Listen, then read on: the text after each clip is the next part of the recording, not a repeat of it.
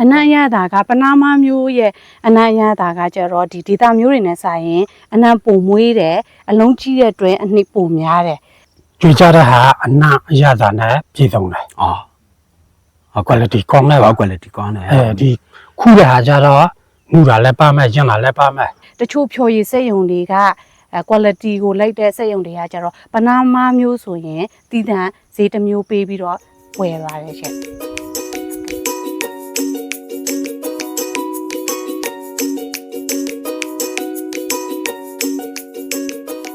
မင်္ဂလာပါကျွန်တော်ကတော့စမ်ဘီတွန်ဘိုင်းဒူကြည့်လက်စပြည့်နည်းပညာပေးအဖွဲ့မှာလုပ်နေတဲ့ဦးထွန်းစိုးပါပင်မဲရပဲချိန်မှာစထွက်အောင်ဗျ အမေရှလာဘင်း ရှစ်လဘိန်းစထွက်မယ်ဒါကတော့ပဲနလာလော့အစင်ကုန်ပါတော့ တလာဘင်းဝိလာဘင်း နလာဘိန်းလော့အစင် နေလာဘင်း နလောင်ကုန်နလာဘိန်းဒီခုဆွရတာပေါ့ ဟုတ်တယ် ဟုတ် ထွက်တာတော့နည်းနည်းပါးပါးထွက်တာတော့ရှလာဘင်းကထွက်မှာလှိုင်ထွက်တာဆယ်လာဘင်းတလာဘင်းဆယ်နေလာဘင်းတလာဘင်း ဟုတ်တယ်လေးလာအဲ့ဆိုတခါခူးလို့ရှင်ပိတ်တာနဲ့တွေ့တယ်ဆိုတော့ပိတ်တာပဲနဲ့လော့ထွက်နိုင် အေကဟိုတရချာနဲ့ပိတ်တာဘလော့ထွက်မှာတော့ရှော့တယ်လော့ထွက်တာတခါခူးရင် တခါ ချော့ဆယ် ကော့တာ တခါကော့တယ်ဆိုမခူး ကော့လိုက်တာ အဲ့ဆိုတော့ဒီပင်မဲကိုမခူးပဲနဲ့ဘာဖြစ်လို့ကြွေကြခါမှာကော့လာတော့ဗျ သူက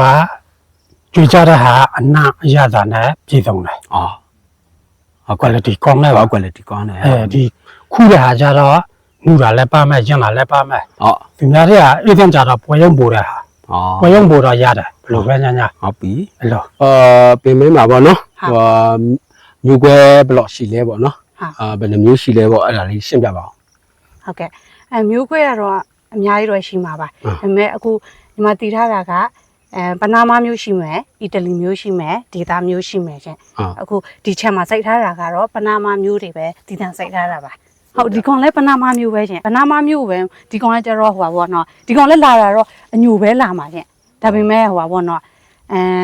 ဝုံမုံကူးသွားတဲ့အခါမှာအယွန်ကဒီလိုတည်တံမထွက်လာပဲနဲ့အယွန်ဆက်လေးတွေဖြစ်သွားတာတွေလည်းရှိတယ်ရှင်ဒီကောင်တော့အကုန်ပနာမမျိုးပဲတစ်ချင်လုံးတော့ပနာမမျိုးပဲစိုက်ထားတာ ဈေးကွာတာမရှိဘူး မရှိဘူးရှင်ဟုတ်မရှိဘူးပနာမမျိုးကသူကဟိုပါခရမ်းရယ်အဝါရယ်ဆိုပြီးတော့2မျိုးလာတော့ဒီကောင်ကတော့ပနာမခရမ်းရောင်မျိုးပေါ့အနံ့ရတာကပနာမမျိုးရဲ့အနံ့ရတာကကျတော့ဒီဒေတာမျိုးတွေနဲ့ဆိုင်ရင်အနံ့ပုံမွေးတယ်အလုံးကြီးတဲ့အတွင်းအနှစ်ပုံများတယ်ဒီဖြော်ရောင်းဖို့အတွက်ဆိုလို့ရှိရင်ဖြော်ရည်စက်ရုံတွေအတွက်ဆိုလို့ရှိရင်ဒီပနာမမျိုးကပို့ပြီးတော့မှတွက်ချေကြိုက်တယ်သူကအချင်းတက်လဲနည်းနည်းရောတဲ့အတွက်ဒီအချိုဆက်တဲ့နေရာမှာပေါ့နော်ရှော့ထဲလို့ရတယ်ဒီဒေတာမျိုးနဲ့ရှင်မယ်ဆိုလို့ရှင်ပေါ့နော်ဒေတာမျိုးကကျွန်တော်နည်းနည်းလေးအချင်းတက်ပုံများတယ်ရှင်အနံလဲနည်းနည်းလေးဒီပနာမမျိုးတော့အနံမမွေးဘူးအနံမသိမ်းဘူးပေါ့ရှင်ပုံမှန်အဖြစ်ပွဲရုံတွေပိုးမယ်ဆိုရင်တော့ဈေးကဘယ်လိုပြောမလဲပနာမမျိုးဆိုပြီးတော့တည်တံ့တော့မရဘူးရှင်ဒီပွဲရုံတန်းပေါ့နော်မန္တလေးပွဲရုံတန်းတွေပိုးမယ်ဆိုရင်တော့ဒါပေမဲ့တချို့ဖြော်ရည်စက်ရုံတွေက quality ကိုလိုက်တဲ့စက်ရုံတွေကကျတော့ပနာမမျိုးဆိုရင်တည်တံဈေးတစ်မျိုးပေးပြီးတော့ဝယ်ပါတယ်ရှင်တချို့ city mart တွေကကျတော့ပနာမမျိုးကိုပဲကြိုက်တယ်ဒါပေမဲ့သူကအညိုပဲတည်တံလိုချင်တယ်ရှင်ပုံမှန်အဖြစ်ကျတော့ဒီ data မျိုးတွေက data မျိုးမှာမကိုသူကအညိုရောင်အသေးရှိတယ်အဝါရောင်ကြီးတဲ့ဟာရှိတယ်တချို့အဝါရောင်ကျတော့တချို့က data မျိုးလဲထင်ကြတာပေါ့နော်အဲဆိုတော့သူတို့ကအညိုကိုတိုက်မမြင်ဘူးတာများတော့အညိုပို့ပြီးတော့ကြိုက်ကြတာရှင်ဟုတ်ဒီဖြိုရည်စက်ရုံတွေကကျတော့ပနာမမျိုးဖြစ်ရင်ရတယ်အဝါမအညိုမမဟုတ်ဘူးစီတီမတ်တွေကကျတော့သူကအညိုမပို့ကြိုက်တာပေါ့ အဲ့ဆိုဈေးကွက်ဝါပဲဒီပဲကိုတင်ဖို့အောင်ဗျဒီပင်မဲ အမေ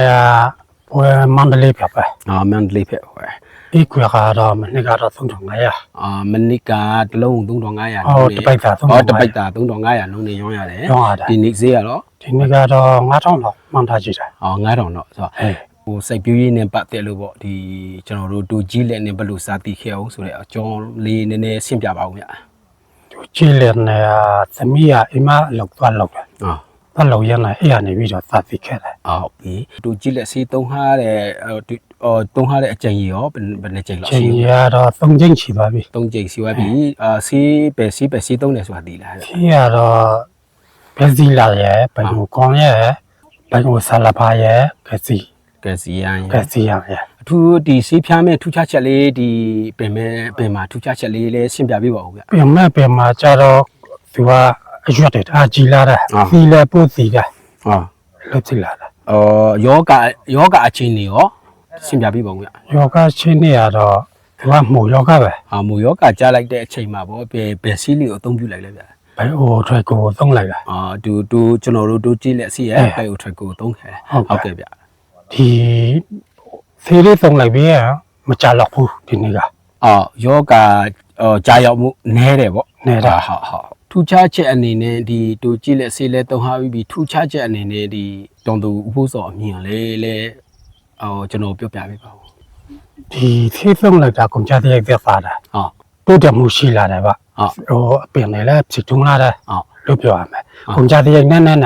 တိုးတက်မှုရှိလာတယ်ဗျအမြန်လာတယ်လို့ပဲပြောရမှာ ဟုတ်အခြားတောင်သူတွေကိုဘယ်လိုများဝေချင်သေးလဲဗျ အဲ့လိုမျှဝေချင်တော့ဆိုရင်